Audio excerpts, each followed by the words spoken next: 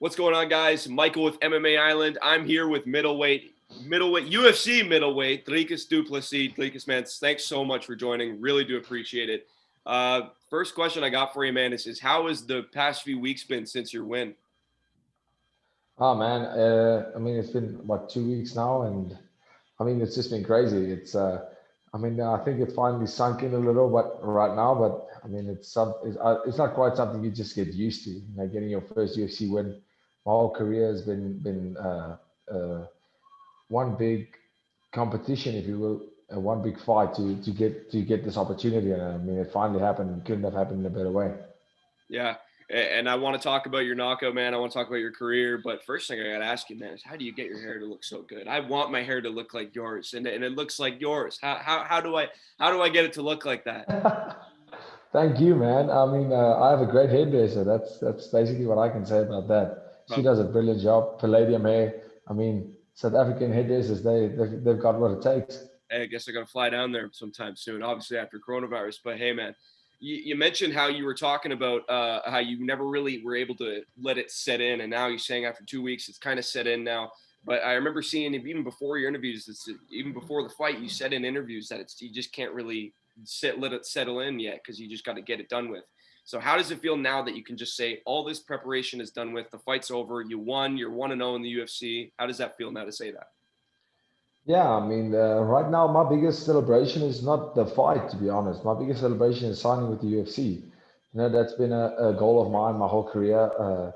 Since I was 16 years old, that's been a dream. And I didn't really get time to let the UFC signing itself, which is a massive achievement. It might just sound like the beginning, and for a lot of UFC fans and fighters, it might sound like nothing because they're used to it. But for a guy like me fighting out of South Africa, no, it's not a, if you can call it that, a major UFC signing country. I'm one of the first few guys to get signed from South Africa, and our first two guys didn't do too great. And right now we've seen two of us, Don Madge, myself, getting first round knockouts.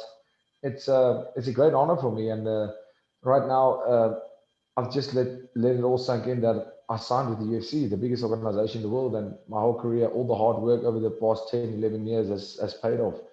And you can never really be prepared to let it sink in because this is only the start for me. So this fight, it was amazing to all the pressure of being on the stage on a short notice, and it all came to work. And we came to talk about it earlier, my coaches, my team, everybody, and I got the perfect answer. People saying it's on short notice, and it really wasn't short notice. It's been 10 to 11 years of every day in and out grinding, and that's why the short notice didn't bother me at all because I've been preparing for this since I was 16 years old. For sure. And man, one thing that just walking you through the knockout, walking us through the knockout rather, is he kind of had sort of like an up elbow. He was looking for like a swing up elbow. Um, you said you saw that before. You said that you've seen him do that in his fights before, and you kind of timed the left hand. Is that how it went? Just walk me through the knockout. Yeah, so if I tell you that I saw that elbow coming and I threw the left hand, I'll be lying. That's not what happened at all. So in the short period of time I watched all of his fights on Fight Pass that I could get my hands on, and we saw, especially when he gets tired, when he gets under pressure, when he's in a position where he really doesn't have a solid plan, he just kind of goes rogue and he throws that elbow. And if you look at his last fight, I think he threw that elbow maybe 7 times. The fight before that, 5 times. It's something he does recurring. And when I study fights, that's something I look for. It's the recurring mistakes, firstly, the recurring favorite shots, if you call it that, which that it works out perfectly with that spinning elbow. It's such a hard shot because he doesn't throw it clean. He throws it almost off balance. But if that shot lands on the jaw, you're going down. You have to know that if that shot lands clean, you're going down. So we knew, especially fighting a southpaw, moving to his left, moving to my left and his right, that's moving right into that elbow. But we saw his elbow is a little bit off balance, and that gives us a chance. And I saw in all of his previous fights, he loves to throw that elbow when he's up against the fence, when he's under pressure. And obviously, in the beginning of the fight, the first 2.5 minutes, I would say, he came forward, he came rushing, and that was very out of the ordinary for him because that's not how he fights. He has a very laid back fight style. he almost, he gets to a 70% work rate, and he goes to about 50 quite quickly, and he stays there. He can just, that's why he never gets finished. He's almost like he never gets completely drained. And my plan was to put up the pace from the beginning because that's how I fight. And he came in, he put up the pace. So I was really prepared for a high pace fight. And when he started coming forward, I stuck to the game plan. And obviously my game plan was to go forward and not really be on the back foot, but stuck to the game plan of getting his legs because he's a very wide, flat-footed stance. But he did an amazing job in putting, he put me on the fence. He put me on a lot of pressure. It's my first UFC fight. I mean, he did what any veteran would do. And as soon as the momentum kind of shifted, I saw him getting a little bit tired, running out of steam. For the first round, we put up a very high pace. And as I saw him slowing down, I got the momentum going forward. I could go that I've been preparing for 5 rounds the past 5 years of my career. So the 3 round fight, I knew I could push the pace. And as I got him against the fence, I saw his hips for a moment. I just saw his hips, turning for a moment like he wanted to throw it, but I didn't go in. And I knew that shot's on the way. And we practiced that, checking the elbow, and when he spins around, being there with the left hook. And I saw his hips turn, and I knew what I had to do is fake going in and throw that shot. Honestly, didn't think I was going to catch him the first time I attempted the counter. And as I went in and I landed the shot, I just knew, as I felt the shot, I knew I had him. Wow. And man, I think every time you watch a debuting fighter, especially a debuting fighter with the record of yours, never been or never lost or never won a fight with the judges' help, always getting finishes, going into the UFC with that. I think every time you have a fighter of that caliber, all the commentators are going to be talking about is octagon jitters, and that's all we heard every minute of the fight. They just mentioned how you Yeah. might have those octagon jitters, and you ended that conversation literally when the knockout happened. They were talking about how you might be nervous. You ended the fight Yeah. right when they said that. Did you feel any sort of those octagon jitters? You know, watching the fight, I can, all credit to the commentators. I mean, I can't blame them for what they said. And then beginning when people said it, I was like, no, there was no octagon jitters. And then I watched the fight and I said, well, I mean, it kind of looks like there's octagon jitters. So, when you're fighting a guy like Markus Perez, he's a guy that fights on orthodox firstly. The way he's going to catch you, he doesn't have crazy stand-up combinations. So, you know, if you fight a regular stand-up guy, watch out for that, watch out for this. When you're fighting this guy, he throws crazy stuff. He throws spinning stuff. He just throws random shots. And that's why you'll see in the fight, I fought with my guard very high. I fought hands up. Firstly, to feel how's this guy's punching power. So, I mean, that was a big thing for me, feeling the punching, feeling. And I'm going to lie if I tell you that there was no octagon jitters at all. I wouldn't call it jitters. I'd call it the fact that I was fighting in the UFC for the first time. The first time he landed the shot, I knew I was in the UFC. The first time he kicked me in the body, because I mean, I'm used to that. I do that in training all the time. I knew that, listen, I'm in the UFC right now. You don't want to be taken to many of those. It's just a different level. And my game plan, I could see his game plan was to clinch up the fight because that's the way he likes to fight. He clinches up and he kind of drains his opponent that way and pulls you into his game. So he was putting the pressure on forward. And for me to get off the cage, I needed to go forward. And I could feel every time I went forward, he, he was ready to initiate the clinch. And that's why I had to be on the back foot and create a situation where I can circle out of the back foot and get the center of the cage. And finally, as that momentum shifted, the fight started getting my way. I think Dan Hardy said it while commentating. He said, finally, it was Paul Felder. He said, finally, I'm starting to get off some of my own offense. And you don't want to be throwing crazy shots when you're on the fence because anything can land. So you'll see when I was on the fence, my biggest thing was stick to the game plan and land those low kicks because he's a flat-footed guy. He throws hard punches, hard kicks, and he's very flat on that front leg. So I landed 15 kicks in the first round, and that was the game plan. So even though I was going backwards, I was really sticking to my game plan, and my finish was never intended for the first round. So my finish was intended for late second, maybe third round, because he's a tough customer. He's never been finished. So to say, listen, I'm going to finish this guy in the first round, that's far fetched. And I'm a reasonable guy. He's a tough guy. He's proven himself to be a tough guy. And but I guess this MMA, we're wearing 4-ounce gloves. When the shot lands, it lands. Yeah, and just to go outside of your fight for a quick second, we'll definitely go back to it in the future plans for sure. But man, Robert Whittaker and Jared Cannonier just had a banger of a fight this past weekend. Wow, Were you able to watch it, and do you see you absolutely. fighting those guys sometime soon? Yeah, absolutely. I think both of them did a lot of things right and some things wrong. I think Jake Cannonier, I had him winning the fight, to be honest, before the fight. And even though I'm a big Robert Whittaker fan, I just saw Cannonier, I saw his mindset before the fight. And watching the countdown show, I just felt something special. I just, sometimes you can just feed off the energy of someone. And I could see he's a very highly motivated guy, the power he possesses. And, we saw that in the fight. He landed one big shot and that put Whittaker down. And he has those amazing low kicks, and Whittaker is very heavy on that front leg.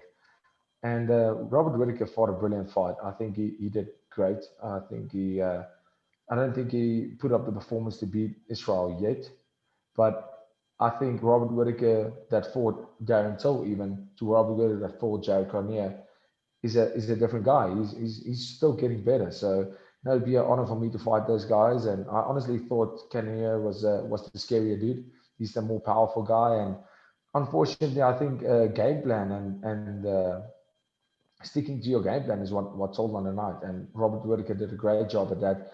Every time Cannonier got into his rhythm, every time he got the momentum forward, Whittaker got under him and got the takedown. And I think Cannonier maybe I think he underestimated the power that Whittaker has when he just lunges forward and gets that takedown. I think that's where he made the mistakes.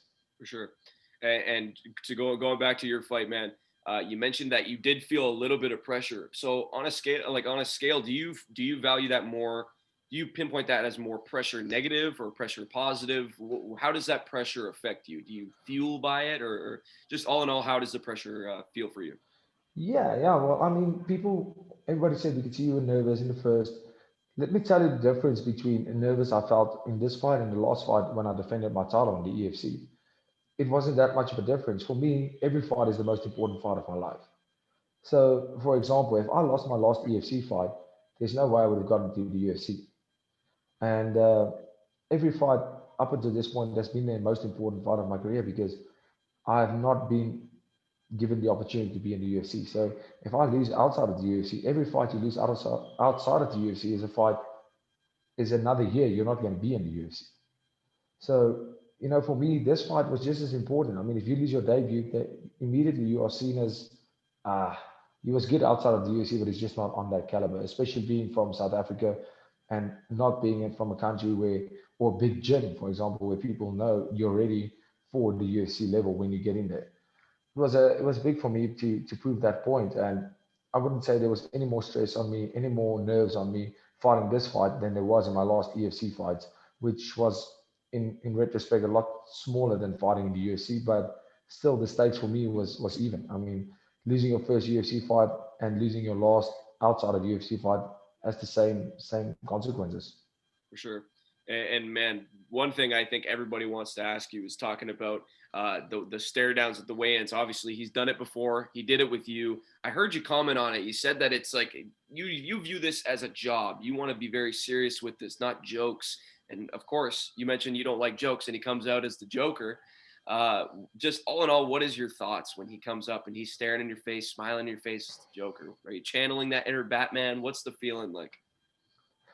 Being that's the same way I would say I approach my fights. So everybody would be like, so this guy is a crazy right hand, or this guy's crazy tough, or this guy is crazy grappling. And the way I channel this energy is the same with every fight. I honestly feel I just tell myself it's not about my opponent, it's about me. So once we got into that way, and if you look at my previous weigh-ins, I always had the same face. I always do the same thing. It wasn't about him. He could have wear a clown mask. He could have came in on his hands. It wouldn't have made a difference to me. For me, it's all about me and what I set out to do. And when the fight came, everything he threw, I was prepared for it, but I was more prepared for what I wanted to do in the fight, and that was landing my kicks, which I did, and ultimately finishing him, which happened. And at the weigh-ins, I approached that the same way. I have a job to do, and I go out there with my mindset and what I set out to do, and whatever my opponent does, that's his prerogative. For me, it's all about doing what I want to do.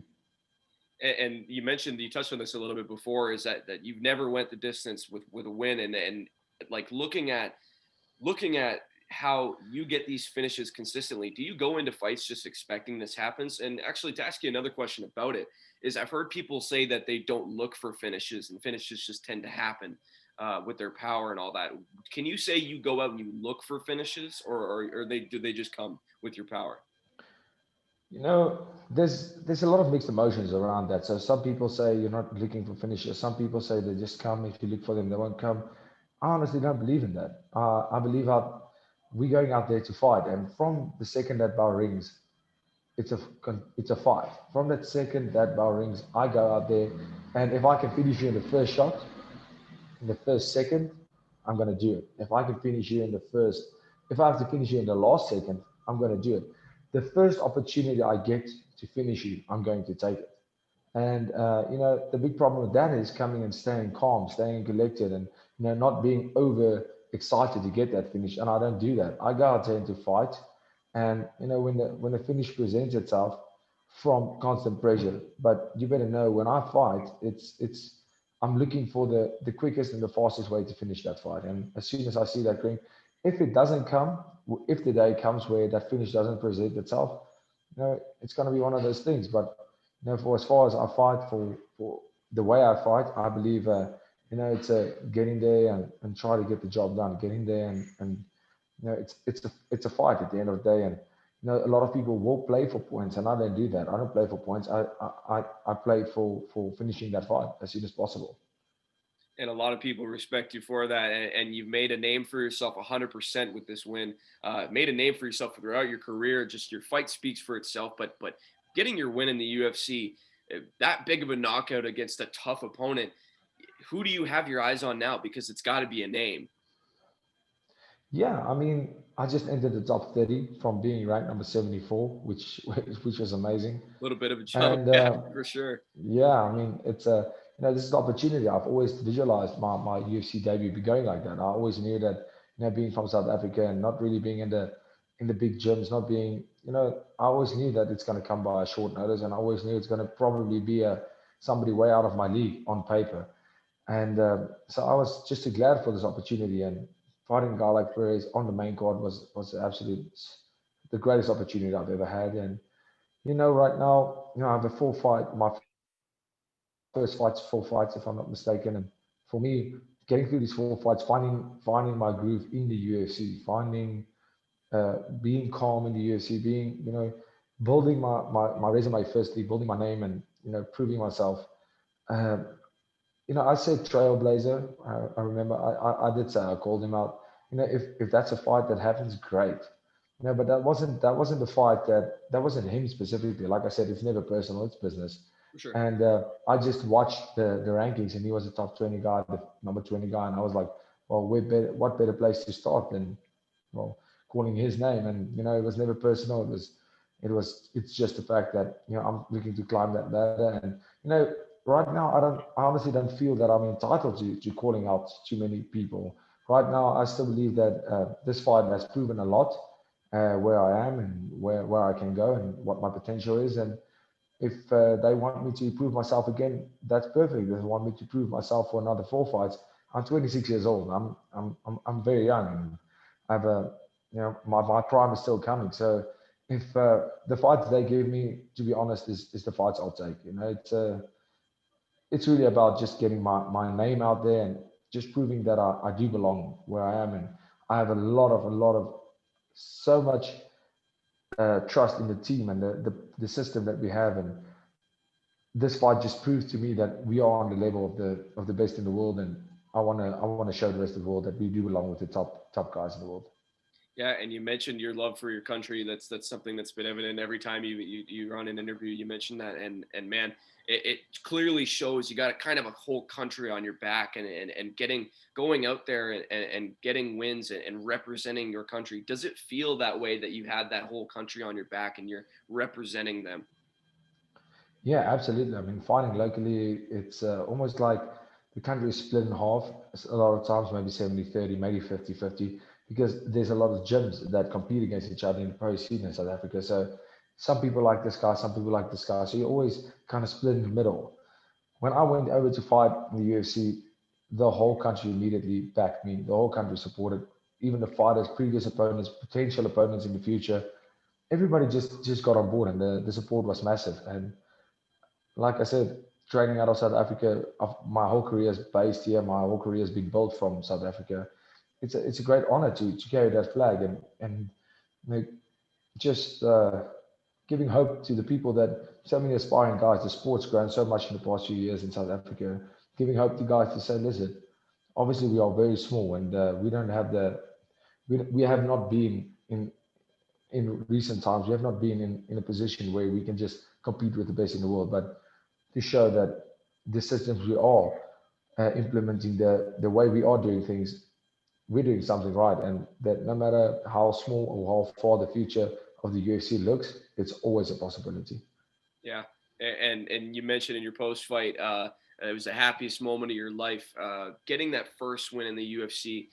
Does your next win in the UFC, can that top that, or was it just getting that first win in the UFC and being there? Do you think every win can top your best moment of your life? Yeah, absolutely.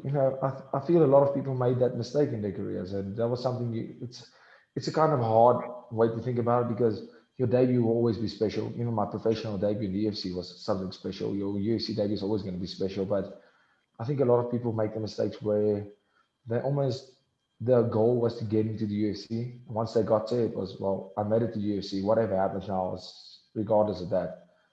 And I think a lot of people have made that mistake before, and I'm not going to make that mistake. This was the first step, and I was over the moon, and I still am, and it was great. But just competing in the UFC, that's not enough for me. That's not what I'm after. Becoming the greatest in my weight division firstly, and then ultimately the greatest of all time. That's my mindset, and I believe anybody that steps in the cage should have that mindset. For sure.